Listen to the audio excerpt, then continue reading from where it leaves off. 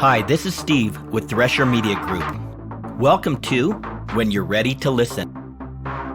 This podcast is dedicated to exploring the truth about God, things you may not have understood, may not have been taught, or quite frankly, had a very hard time believing. And since our entire relationship with God rests on believing, it is important we learn how to separate the truth from the many lies and fictions that abound within the religion of Christianity.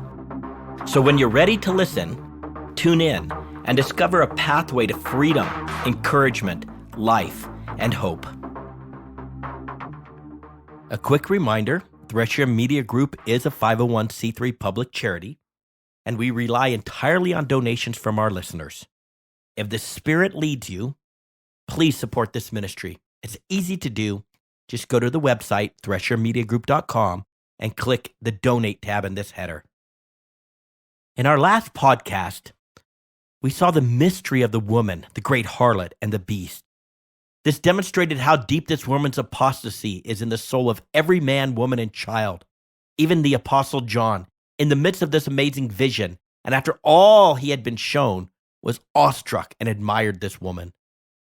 We also studied the epithet of the beast, that he was and now is not, and is now about to now come out of the abyss and now go to destruction, and how all will be amazed and admire this beast. Let's move on. We are in episode 143, Revelation 17, verses 9 through 10. The beast's kingdom, Revelation 17, verses 9 through 13. Here is the mind which is now having wisdom. The 7 heads now are 7 mountains on which the woman now chooses to sit, and they now are 7 kings. 5 fell, 1 now is, the other is not yet come, and when he may come, he now must remain a little while. The beast which was and now is not, is now himself also an 8th, and now is one of the 7, and he now goes to destruction. The 10 horns which you saw now are 10 kings, who have now not yet received a kingdom, but they now receive authority as kings with the beast for 1 hour. These now have one mind, and they now give their power and authority to the beast. The mind having wisdom. The Spirit loves to explain mysteries with mysteries, and this one just happens to be a brain twister of a mystery. In so doing, he makes understanding a privilege reserved for those who have the wisdom of God. In fact, he says it, here is the mind which is now having wisdom. This is the same wisdom that drives one's understanding to obey the command to calculate the number of the beast. Here now is wisdom. Fiction alert, fiction alert. A revised Roman Empire. It is said that Rome has always been known as the city built on 7 hills. Not 7 mountains, but 7 hills. With that said, various Bible teachers who seem to want a certain outcome tend to play loosely with this text, and they conclude that though specifying mountains, this passage must be identifying the 7 hills of Rome. And this one little modification has kickstarted a whole line of end times presuppositions regarding the place which Rome, or better said, a revised Roman Empire, plays in the overall end times narrative. Practically every teacher who deals with this passage emphatically states that in the end times, there will be a revised Roman Empire. Perhaps we should call this anti-wisdom. Oddly, there are many cities that claim to be built on 7 hills. In fact, there are approximately 99 cities around the world that are famed for being built on 7 hills, including such places with possible end times connections like Jerusalem, Moscow, Mecca, Tehran, Amman, as well as Washington, D.C. Again, there are approximately 99 cities that can make this claim, but certain biblical experts have decided that it must be speaking of the 7 hills of Rome. And they conclude that there will be a revised Roman Empire. Not even that there might be, but that there will be. Clearly, they have a presupposition that they insert into the text to achieve an outcome. What the angel reveals to John in this vision is not even contextualized to Rome. Rather, the woman now chooses to sit on the 7 heads, which now are 7 mountains. But wait, We are told in Revelation 17:1 that this woman specifically now chooses to be sitting on many waters. Is she sitting on heads or waters? The answer is both. The mixture of imagery may be a bit much, but the idea is thankfully cleared up within our text. The angel tells us in 17:15 that the waters which you saw, where the harlot now chooses to sit, are now peoples and multitudes and nations and tongues. This would indicate that these 7 heads, which now are 7 mountains, upon which the woman now chooses to sit, are spread across the globe and are not centralized to or around the city of Rome. And being rendered in the present tense, we know that this has been a reality every moment of now, from the time of John through our now. Thus, this idea of a revised Roman Empire is fallacious, fictitious, and inspired by an agenda-driven presupposition rather than from the codex itself. This is a common problem when one does not follow the code in the codex. Again, the use of the present tense. This passage is not addressing what will be in the end times, but what is even now. Hills versus mountains. This fiction brings us to an odd twist brought about by the purveyors of the fiction, which in this specific instance happens not to be the biblical translators, but the teachers of the most propagated end times narratives. The Spirit uses the word mountains. The translators also correctly use the word mountains. Then why do teachers of this fiction substitute hills for mountains by concluding this passage must be addressing the 7 hills of Rome? As we have learned, there are those who do not believe the Spirit is always exacting and precise. They practically ignore the code and take liberty with what the Spirit said, and they use it for their purposes, whatever those purposes may be. Though in this instance, the translators were correct in rendering the 7 mountains, perhaps some of their other creative approaches which distort the code has been the training ground for some of these teachers who substitute their anti-wisdom for the wisdom of the Spirit. In this passage, the Greek word at issue is oros.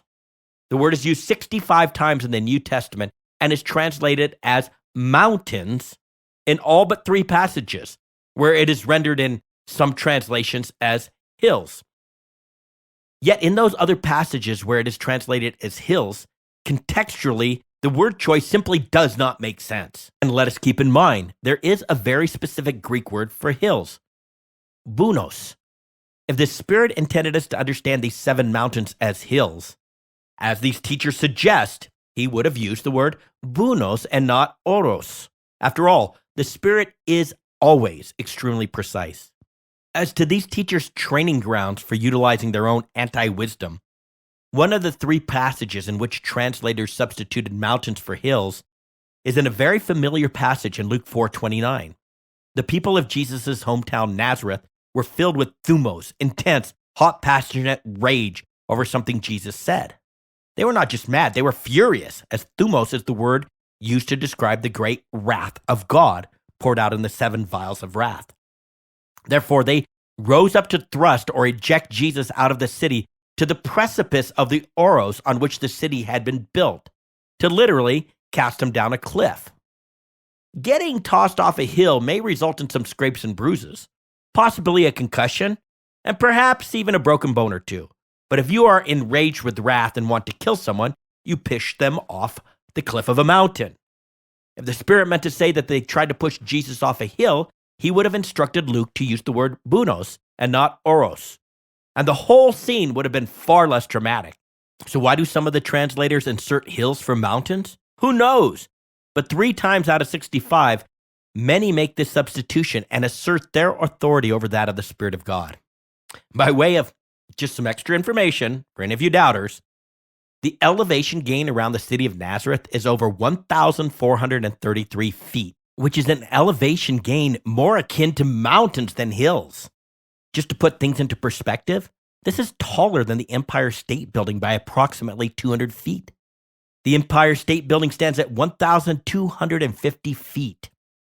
In the transcript are a few pictures of the spot that is assumed to be the precipice they were going to toss Jesus from, and it supports the idea of a mountain instead of a hill. Moreover, it was not that Luke was unfamiliar with the word bunos, for the Spirit led him to use both words when he wrote Luke 3:5. Every valley shall be filled, every mountain, oros, and hill, bunos, shall be brought low. And in Luke 22:30, then they will begin to say to the mountains, oros, fall on us, and to the hills, bunos, cover us. Why in just these three instances did most of the biblical translators interpose hills for mountains when there is a specific word for hills? We do not know for sure, but they did not believe the Spirit was always precise when he spoke his words through the biblical authors.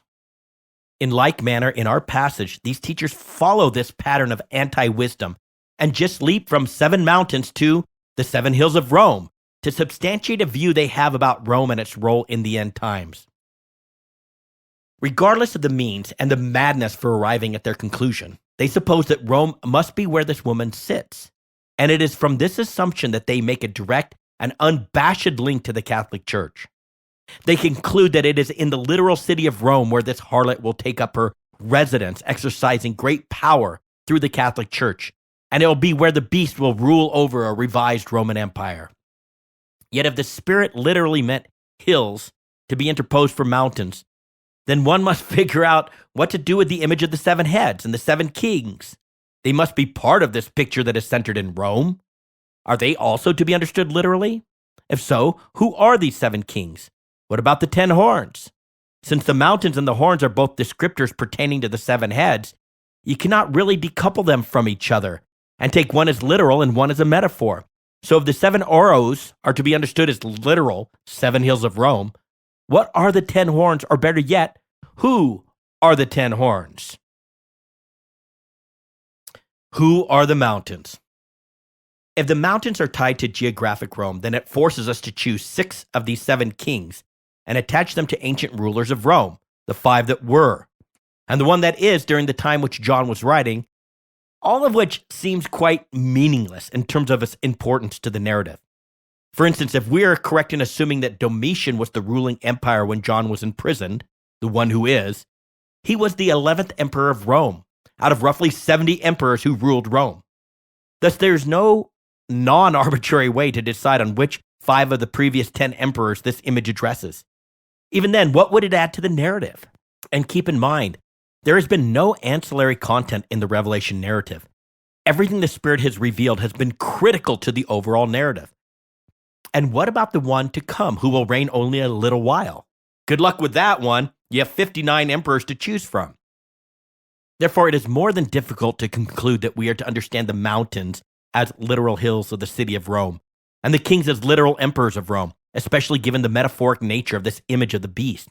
Besides, such an interpretation we will find is wholly inconsistent with the code. Here is the mind, which is now having wisdom.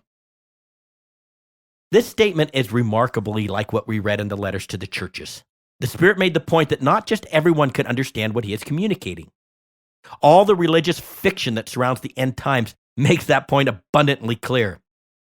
Unless one is now having ears to hear what the Spirit now says to the churches, they may understand the words, understand the Greek, and even come through with well-reasoned and refined sermons and messages, but they will not truly know what the Spirit is communicating. Likewise, this next part of the passage cannot be understood unless one is now having wisdom. Once again, this begs a particular important question. How does one get wisdom? The codex is clear. The fear of Yahweh is the beginning of wisdom, the instruction for wisdom, and it is the beginning of knowledge. This then begs the next question. What is the fear of Yahweh, the fear of the Lord? The fear of Yahweh is to hate all evil, for pride, arrogance, and the evil way, and the perverted mouth God hates. And it is by the fear of Yahweh, or the hatred of evil, that one keeps away from evil. This might all seem a bit circular, but the point is that if only God is good, then all else is not. All else is evil, including all our attempts to be good like God. The fear of the Lord is fundamentally rooted in the belief that only God is good, and the realization that we are always 100% desperate for Him and His goodness. This wisdom is discovered when we begin to detest all that is within our being that does not derive from the divine. particularly our instinctual religious wisdom, as Jude said, hating even the garment polluted by the flesh. Throughout the study, we have beat home the point that all our acts and deeds that have not been done by Jesus living in and through our lives are flat out evil, especially all our religious acts, as those are the most deceiving. But there are so many within Christendom who do not hold to this truth and who do not live according to this truth. They are far too busy trying to do it right for God. And sadly, they will never have the mind of wisdom to understand, for they simply do not fear the Lord. If only God is good, then all else is not. It is evil. This is the beginning of wisdom and knowledge, and it is necessary for the mind that is now having wisdom. 7 heads, 7 hills, 7 kings. Here is the mind which is now having wisdom. The 7 heads now are 7 mountains on which the woman now chooses to sit, and they now are 7 kings. 5 fell, 1 now is, the other has not yet come, and when he may come, he now must remain a little while. The beast which was and now is not is now himself also an 8th, and now is one of the 7, and he now goes to destruction. Now chooses to sit. Let's break this down. It is colloquially said that this woman rides the beast, for when John first saw her, she was choosing to now be sitting on the beast. The Spirit drills down into this image and gives us more detail as to what John saw. This woman now chooses to sit on the 7 heads, which now are 7 mountains, and they now are 7 kings. This is an important detail. She is not sitting on the back of the beast, riding him like a horse, donkey, or mule. Rather, she now chooses to be sitting on the 7 heads, or 7 mountains, and this beast is even now carrying her. This is an incredible statement on where this woman derives her power and authority. Her authority in this world is not innate to her being. She's not a head. She's not a king. Rather, her authority is derived from those upon whom she relies upon for access to this world. According to the code, mountains, oros, provide us a picture of kingdoms or fiefdoms of rule and authority. Thus, this woman of apostate religion now chooses to sit on 7 kingdoms, and it is upon these powerful platforms of worldly authority that she spreads her vile apostate forms of religion across the many waters, which are now peoples and multitudes and nations and tongues. The 7 heads. Oddly, the reference to these 7 heads, mountains, and kings are all rendered in the present tense. These 7 heads are 7 mountains, and they are 7 kings. Thus, according to the code, this cannot be speaking of past rulers of the Roman Empire or a future ruler of a revised Roman Empire. The code demands that they all exist at the same time, from the now of John's day and age to the now of ours. This passage is not speaking about what was or what will be. It is addressing what is, the present platform of authority from which this woman intoxicates mankind with her religious seductions. The code forces us to view these images through the spiritual realm and not the physical realm. In the same way that the beast, the 8th king, and the woman who is now sitting on the beast are spiritual entities, so too are these heads that are mountains, that are kings. In addition, with the number 7 used so prominently, and with there being 3 defining attributes according to the code, this image speaks of a complete, number 7, leadership structure that is perfect, number 3, in its construct. This is a picture of 7 spiritual angelic rulers who are leaders in the beast kingdom. They are known as princes or kings, and they rule over their respective kingdoms spread out amongst mankind. The heads or authorities, the kings and their kingdoms, are inextricably related, and one cannot talk about one without talking about the other. The heads, the kings, and their kingdoms, symbolized by mountains, are a unified picture. As in our prior discussions of spiritual princes, these 7 heads are an image of angelic princes, likely similar in stature to Michael and Gabriel, and they rule over other spiritual beings. They are kings, and the mountains are an image of the territory over which they govern. Perhaps these 7 heads are the authorities who supervise the kings of the earth, those rulers who will be manipulated by the frog-like spirits of demons to come to Jerusalem for war. 7, completion. 3, equals perfection. Heads equal leadership. Kings equal dominion over others. Mountains equal fiefdoms. So where did the kingdom of the beast get these 7 kings? Let's backtrack a bit. In Revelation 12, verses 3 through 4, the Spirit explained, "Then another sign was caused to be seen in heaven, and behold, a great red dragon, now having 7 heads and 10 horns, and on his head were 7 diadems." We learned that this was a picture of these 7 kings who in effect formed the dragon's inner circle of spiritual power, his strategic council of leaders. Then in Revelation 13, we learned that the dragon, Satan, gives his throne, power, and great authority to the beast. Shortly after the beast is released from the abyss, the dragon will hand the rule and control over this inner circle of spiritual princes to the beast, thereby supercharging the beast, making him indomitable to challenge by other demonic entities. Now, this is what we might call the end game, when all these 7 princes, kings, who comprise the dragon's inner circle of royal authority that rules over nations and groups of nations, support the beast, who is an 8th but also one of the 7. This speaks of what now is and will continue to be when the beast is released from the abyss and then rises onto the scene from the sea of humanity. Keep in mind, as of now, the 8th head, who now is one of the 7, now is not. He is still locked away deep in the abyss. Upon his release from the abyss at the blowing of the 5th trumpet, and with the fealty of the other heads, the beast will mobilize his kingdom to carry out the dragon's purposes. And the woman who rides the beast, apostate religion, even now chooses to sit upon these heads, these kings and their kingdoms. And she will continue to sit upon the peoples and multitudes and nations and tongues until the time that she is no longer useful to the beast. When the beast is finished with her, this kingdom will turn on her and destroy her. Again, her power and authority in this world are not innate to her being. Rather, it all comes by way of these 7 heads, for she sits upon their power and authority. Thus, it can be taken away from her when they decide they are done with her. 5 have fallen. 5 fell. 1 now is. The other has not yet come. And when he may come, he now must remain a little while. These 5 have not died, they have not expired, or become deceased. They have fallen. Literally, they fell. The Greek word translated as fell, pipto, is likened to something falling or descending in flight.